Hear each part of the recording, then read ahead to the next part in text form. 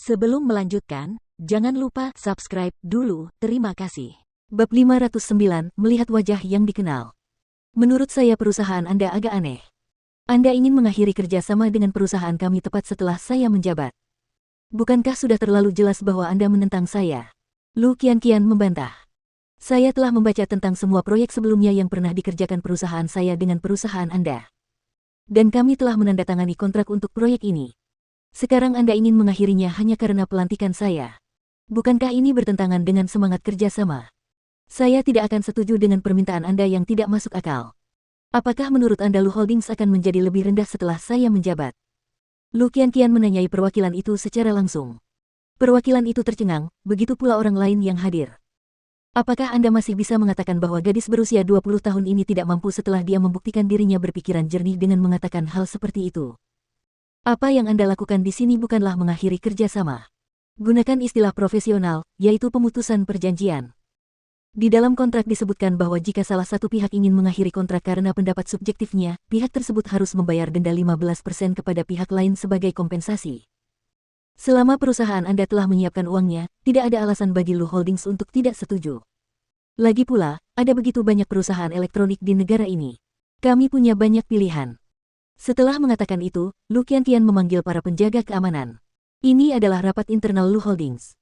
Selain mereka yang diundang untuk menghadiri rapat ini, tidak ada orang lain yang bisa datang. Saya harap Anda dapat meningkatkan kualitas layanan Anda. Orang yang bertanggung jawab atas keamanan menjadi pucat saat mendengar komentar Lu Qianqian. Dia segera memerintahkan petugas keamanan untuk mengeluarkan pria itu dari aula. Setelah kejadian ini, para karyawan dapat melihat bahwa gadis berusia 20 tahun ini bukanlah boneka kertas yang rapuh. Adapun orang yang baru saja diusir dari aula, harus dikatakan bahwa dia hanya mencari masalah, bukan membuat masalah.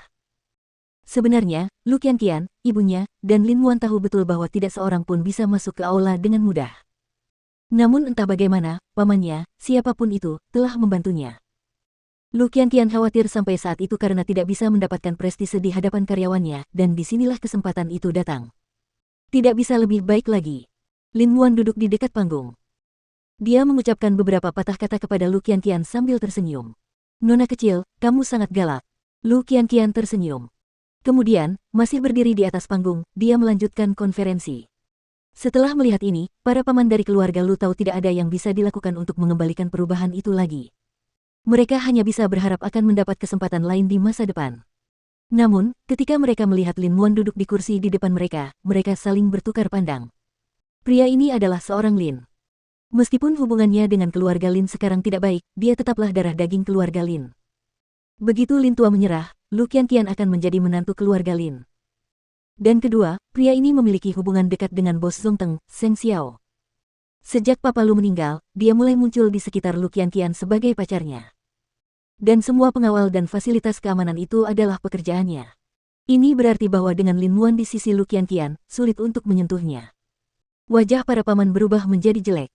Namun, Lu Qianqian sama sekali tidak peduli. Orang-orang ini telah berpikir untuk membubarkan perusahaan dan membagi uangnya. Dia pasti akan mendapatkan kesempatan untuk menyingkirkan mereka untuk selamanya di masa mendatang. Segera, Lu Qianqian menuruni panggung dan kembali ke sisi Lin Muan. Dan Lin Muan mengambil kesempatan itu untuk meraih tangannya. Dia sangat bangga padanya. Di masa depan, kamu akan menjadi pencari nafkah, dan aku akan menjadi ibu rumah tangga. Sungguh tidak tahu malu. Lu Qianqian mencubit telapak tangannya. Apakah aku melakukan pekerjaan dengan baik tadi? Apa kau tidak tahu saat melihat wajah-wajah buruk pamanmu? Lin Muan tertawa. Mulai hari ini, situasinya akan semakin berbahaya. Akan ada banyak rintangan di depan. Kau harus memegang tanganku erat-erat dan jangan sampai tersesat. Aku mungkin tidak bisa memberimu gunung emas atau gunung perak, tetapi aku bisa memberimu rasa aman. Itu sudah cukup. Rasa aman ini tak ternilai harganya. Lin Muan merasa puas dan meletakkan Lu Qianqian di dadanya. Kamu harus beristirahat dengan baik setelah pulang. Aku yakin kamu akan menghadiri banyak rapat dalam beberapa hari ke depan. Hujan deras turun di Ye City. Ketika Mu Qi dan teman-temannya tiba di hotel, hari masih sore. Namun, langit sudah tampak gelap, seolah-olah hari sudah senja. Mu Qi dan Feng Shanshan menginap di kamar yang sama. Dan sisanya menginap di kamar yang berbeda di lantai yang berbeda. Mereka tidak berhasil mendapatkan kamar di lantai yang sama saat melakukan pemesanan. Cuaca seperti ini sangat cocok bagi para pembunuh untuk melakukan kejahatan. Feng Shanshan melihat keluar jendela. Dia tidak bisa menahan diri untuk tidak mendesah. Kalau begitu, apakah kita masih akan pergi untuk kencan berkelompok? Lagi pula, ini bukan di luar rumah. Tidak ada yang perlu dikhawatirkan.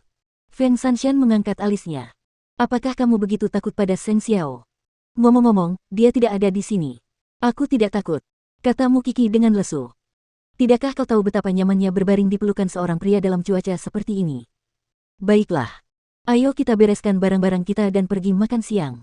Makan siang tidak disediakan. Keduanya berpakaian dan pergi ke restoran hotel untuk makan siang prasmanan. Namun, ketika pelayan melihat nomor kamar mereka, ia membawa mereka ke ruang pribadi yang terpisah. Saya tidak pernah menyangka bahwa universitas kami bisa memberikan layanan sebaik ini kepada kami. Nyonya Seng, silakan ambil sendiri. Mu Qi tercengang saat mendengar pelayan itu menyapanya. Dia tahu identitasnya. Mungkinkah Seng Xiao sudah mengaturnya sebelumnya? Feng Sanshan tidak menyadari apapun. Itu adalah hak istimewa yang luar biasa. Saat itu, sekelompok pria melewati pintu ruang pribadi. Mereka semua mengenakan jas hitam. Namun, Mu Qi langsung mengenali pria yang mengenakan mantel unta itu. Mu Qi berdiri dan berlari ke arahnya. Namun, mereka telah masuk ke kamar pribadi di sebelah kamar mereka.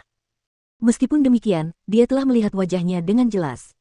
Tidak heran dia tidak menunjukkan reaksi apapun saat dia pergi. Rupanya dia mengejarnya. Dia bahkan tidak perlu kehilangan dia di awal. Dia keterlaluan. Kemana saja kamu?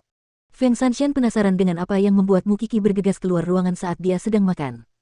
Saya melihat wajah yang familiar. Kamu bahkan punya teman di Ye-City. Mu Qi mengiris steak di piringnya dengan getir. Bagaimana dengan steak di ruangan lain?